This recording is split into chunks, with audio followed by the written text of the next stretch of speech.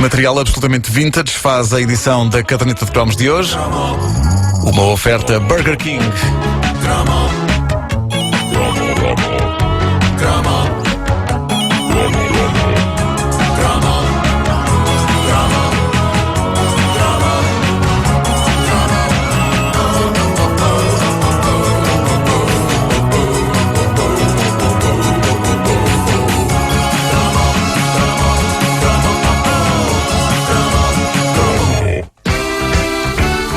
Em 1981, este single assegurou a imortalidade de uma banda portuguesa. E a verdade é que eles não precisaram de fazer muito mais depois disso para se tornarem numa das bandas mais famosas do chamado boom do rock português. A verdade é que a banda de que vos falo tem como discografia total 2 singles, nenhum álbum. Nunca fizeram um álbum. Era um coletivo gigantesco. É verdade. O primeiro single deles é este. Cá está. Este início de letra eu não o percebi exatamente, repara. Era aquela coisa...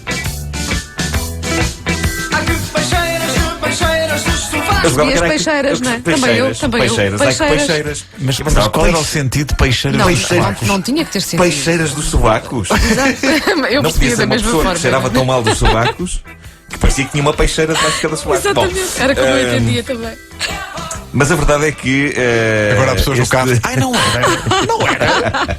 Este single dos Grupo de Baile gerou um dos momentos de maior controvérsia dos anos 80 portugueses e é capaz de ser o primeiro e único single português a ter sido editado com 2 versões, a normal e a censurada, que tinha apito. Olha o apito. Peraí, primeiro sem apito, olha. Sim. Ah, não é ainda. Não é ainda, Então não podemos é. pôr já. Esta é a versão com pi. Essas miúdas das escolas secundárias já fumam gansas na paragem do elétrico.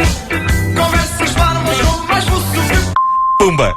não dizem 2 quantos estão ao pé de ti. É verdade. Bom. Velhos hábitos custam a morrer e apesar de já não haver censura em Portugal há uns 8 anos, quando este disco saiu, os Grupo de Baile, que durante um breve período quase podemos dizer que foram os Madness ou os Specials portugueses, Sim. era a malta do À ska, sua maneira, sim. os Grupo de Baile foram obrigados a pôr um apito em cima de uma e apenas uma das palavras da letra da canção Patchouli. Não será a mais bonita das palavras, mas digamos que entretanto já ouvimos canções com palavras francamente piores. Sim.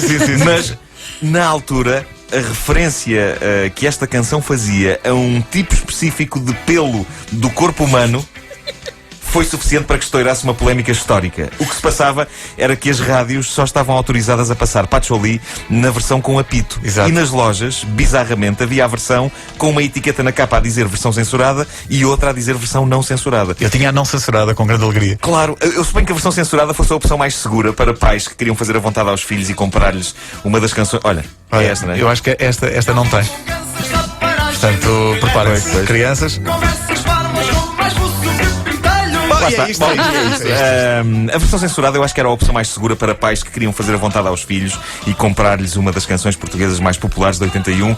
E a versão não censurada era para os chamados grandes malucos, não é? Eu tive a sorte de ter uns pais de espírito aberto e por isso em nossa casa havia Patchouli, a versão não censurada.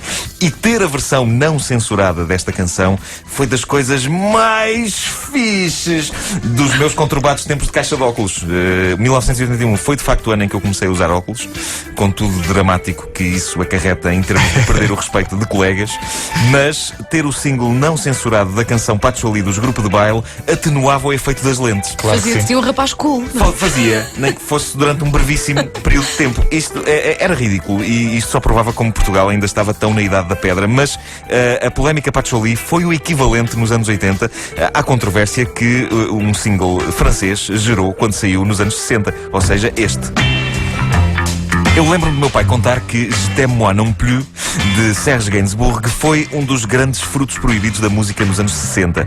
E no caso deste single, não era com apitos nem nada. Para a censura era impossível que isto estivesse à venda nas lojas portuguesas. Não era uma palavra, era toda uma extensão de canção. Se fosse aplicar um pino, isto era uma locomotiva. Era. Não parava mais. E por isso quem conseguia deitar as mãos a uma cópia desta canção era o maior. O meu pai contava que amigos reuniam-se em casa daquele que tinha esta canção para a ouvirem em espanto e admiração e, neste caso, não era para menos. Tu repara bem como os tempos A mudaram. canção era bastante marota. Grupos de amigos que se juntavam. Para ouvir uma canção. Para ouvir uma canção. Que coisa deprimente. Todos sentados em cadeiras. Vamos lá ouvir isso.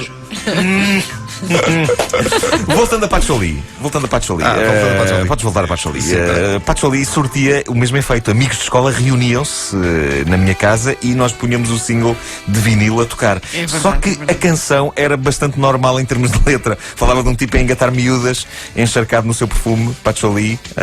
No entanto, tinha o verso mágico, onde a palavra que aparecia censurada na rádio e na televisão surgia em todo o seu esplendor. E isso era o suficiente para que as nossas jovens mentes quase explodissem de entusiasmo e nós ouvíssemos aquilo vezes sem conta. Só essa parte. Eu lembro-me de estarmos constantemente a pôr a agulha para trás, só para ouvir outra vez. Dava uma saúde ao disco e a agulha. Exato.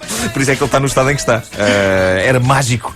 Mágico! Um ano antes, em 1980, as nossas jovens mentes já tinham explodido ao ouvir o single Chico Fininho de Rui Veloso, que na verdade tem uma letra, no seu todo, muito mais puxada do que o Patchouli.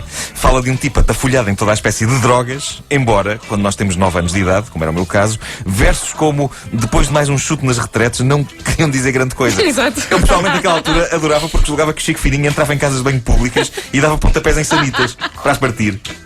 O que me parecia uma coisa extremamente rebelde e perigosa de se fazer.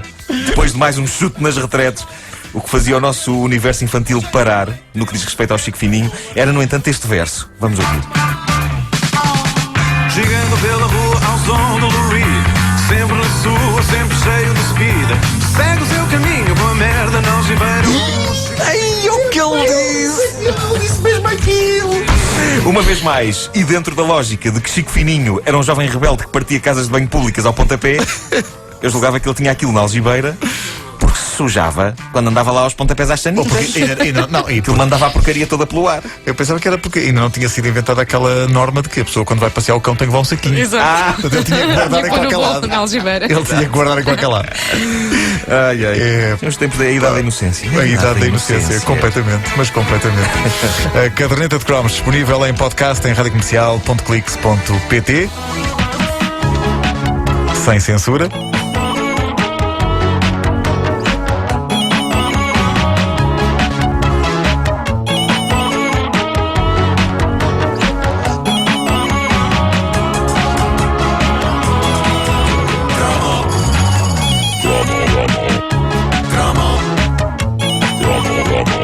Tão bom saber que o Nuno também percebia peixeiras dos sofacos.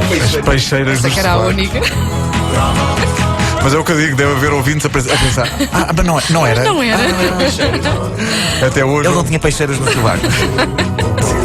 Mas o cheiro era intenso. Caderneta de cromos, uma oferta Burger King.